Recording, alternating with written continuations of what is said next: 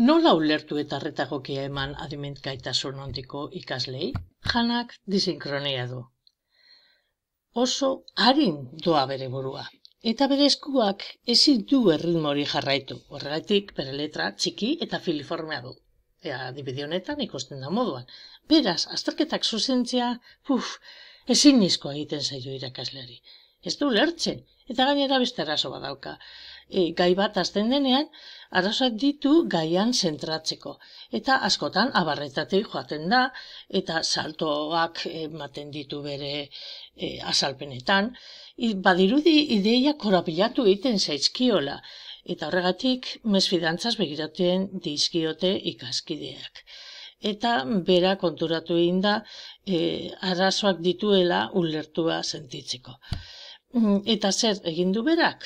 Erabaki du isilik gelditzea.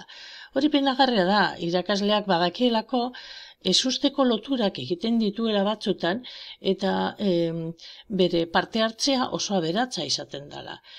Baina, klaro, irakasleak gomendatu di gurasoei kaligrafia ariketak egin beharko lituzkela. Saiatzen ari dira gurasoak, baina eske gai hori eztabaidagai bihurtzen da etxean. Eta gorrotatzen du janak horrelako ariketa errepikakor eta aspergarriak egitea. Zer egin kasu hau eta aukera emango genion eskuz idatzi beharrean ordenadorez edo idazteko?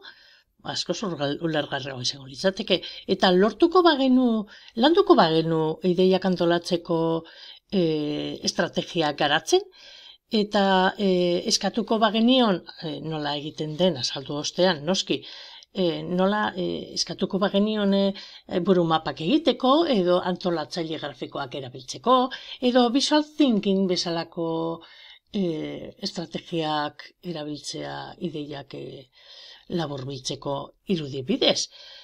Horrek eragingo zuen buruko lanketa